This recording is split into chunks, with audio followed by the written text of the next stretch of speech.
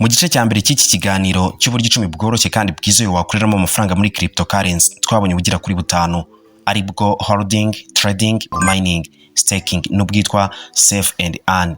Niba utarabonye iyi video ushobora kunyura kuri link twatanze muri description ukabanza ukayireba ugasobanukirwa n'ubwo buryo. Muri iki gice cya kabiri tugiye kugaruka ku bundi buryo butanu bwizewe wakwinjizamo amafaranga muri cryptocurrency. Ndakubisa gukora subscribe ugakora no kunzogera niba utarayikora kugira ngo ujye ukurikirana ibiganiro nk'ibi bidasanzwe mu buryo bworoshye cyane. Muri kumwe na Mr. Buda, muhawe ikaze.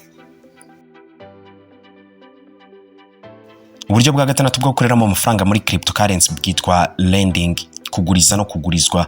Ese urazwa nk'uko ushobora kwaka ideni muri banki bisanzwe no muri cryptocurrency bishoboka? Ubu hari igisata muri cryptocurrency cyitwa DeFi cyangwa Decentralized Finance. Uru ni urwego rw'imari rutagenzurwa n'ubutegetsi cyangwa se ikindi kigo runaka, ahabwo DeFi ikorera ku ikoranabuhanga rya blockchain, kandi blockchain igenzurwa n'abayikoresha gusa bifashishije amasezerano akorwa na za mudasobwa, smart contract.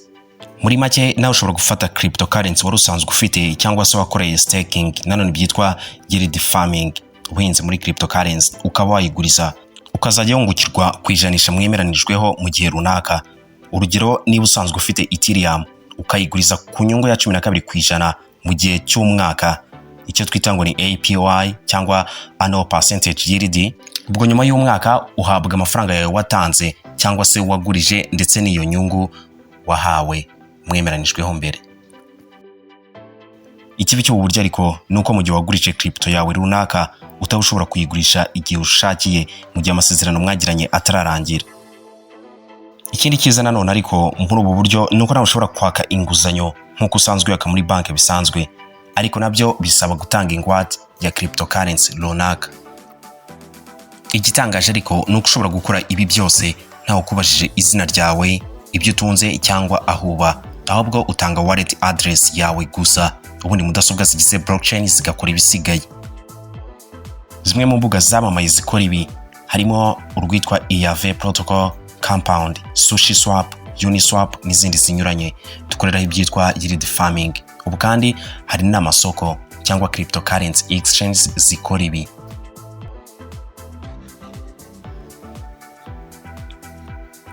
Uburyo bwa karindwi twabateguriye bwitwa initial coin offering, ICO mu mpine.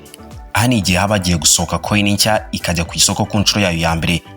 Hari igihe ba nyir'umushinga bakora ibi maze abitwa angel investors ndetse na venture capitalists bagashoramo imari bateganya ko iyi coin niramuka igiye ku isoko bazunguka cyane bihambaye. Nawe ushobora kuzajya witabira izo ICOs ubundi ukazajya ushora muri izo coin mbere yuko zijya ku isoko. Nk'urugero, abantu baguze coin ya Binance izwi nka BNB mu mwaka wa 2017 ikiri muri initial coin offering ICO, kugeza uyu munsi bamaze kubona inyungu iri hejuru y'ibihumbi 200 kwijana. Nagatangaza. Gusa ariko nanone ubu buryo bushobora kuguha inyungu y'ikirenga kimwe n'uko ushobora guhomba n'utwo washyizemo twose, kuko iyo mishinga ya coin nshya imyinshi irahomba cyangwa akaba ari baringa scam. Ni byiza rero kubanza kwikora ubushakashatsi bwawe bwimbitse mbere yo kugira umwanzuro w'ishoramari wari wose ufata. Niba wakunze iyi video wayiha like, kora subscribe ukore no kunzogera kugira ngo ujye ukurikirana ibiganiro nk'ibi bidasanzwe mu buryo bworoshye cyane. Uburyo bwa munani bwo gukorera amafaranga muri cryptocurrency ni ugukina imikino ugahembwa cryptocurrency. Ibi bizwi nka play to earn games. Iyi ni imikino yubakiwe ku ikoranabuhanga rya blockchain, aho ikina cyangwa ukarushanwa n'abandi ubundi ugahembwa ibihembo bitandukanye birimo cryptocurrency, NFTs n'ibindi, cyangwa se ibikoresho byo gukina uwo mukino. Aha ukina uyu mukino cyangwa se ukarushanwa n'abandi, aho ushobora guhabwa ibihembo binyuranye birimo cryptocurrency, ibikoresho byagufasha gukina neza uwo mukino, akenshi ubona mu buryo bwa NFT cyangwa non-fungible token. Ushobora kugurisha ukabona cryptocurrency cyangwa mu mafaranga asanzwe. Umwe mu mukino ukunzwe cyane gukinwa muri ubu buryo witwa Axie Infinity, wakozwe n'Abanya-Vietnam. Undi mukino witwa Decentraland, ikaba ari nimwe mu zikunzwe cyane iyo ikoresha ikoranabuhanga rya metaverse cyane, aho ushobora gukina ugahembwa ibibanza mu buryo bwa NFT, ukaba wakubakaho ibikorwa remezo binyuranye, ariko byose bikabera ku ikoranabuhanga rya blockchain. Ibaze kugira ikibanza muri metaverse. Izi NFT hafi ya zose ushobora kuzivunjamo crypto zisanzwe ubundi ukazigurisha ukabona amafaranga asanzwe. Ese wari uzi ko ibiganiro byose dukora biva mu bitekerezo byanyu? Mushobora kudusaba ibyo twazabagezaho ubutaha munyuze muri comment. Uburyo bwa kina twabateguriye wakoreramo amafaranga muri cryptocurrency bwitwa Crypto Arbitrage Trading. Ubu ni uburyo bwo gushaka amasoko ari gucuruza cryptocurrency ku giciro kiri hasi akaba ari huzigurira. Hanyuma ugashaka n'andi masoko ari kugurisha izo coin ariko ku giciro kigiye hejuru ukurikije aho wari waguriye. Ubundi akaba ariho uzigurishiriza ku buryo ushobora kubona inyungu iri hejuru y'10%. Ibi ni ibintu bigusaba gukora ubushakashatsi bwimbitse ku masoko anyuranye ya cryptocurrency.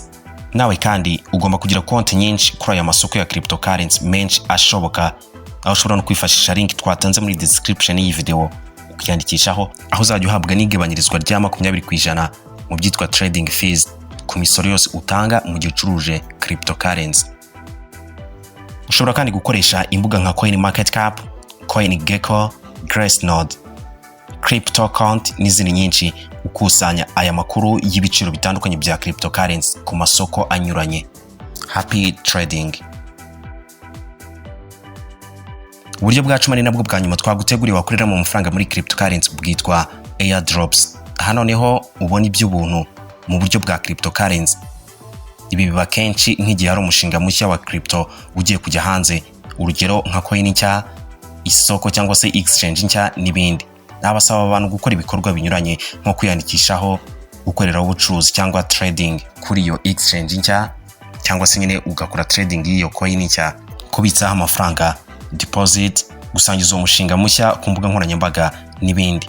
Ubundi ugahabwa ibihembo mu buryo bwa cryptocurrency no gutaka itega kubona cryptocurrency nyinshi z'umurengera. Nko mu 2016 Stellar Development Foundation yatanze Stellar Lumen ku bantu bose bari bafite Bitcoin muri wallet zabo.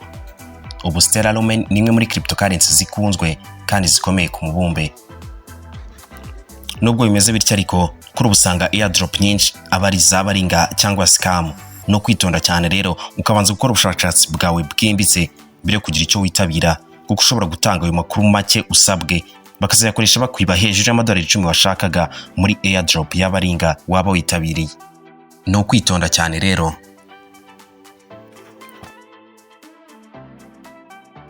Muri make ubu nibwo buryo 10 twabateguriye bwizewe ushobora kuba wagerageza gukoreramo amafaranga muri cryptocurrency.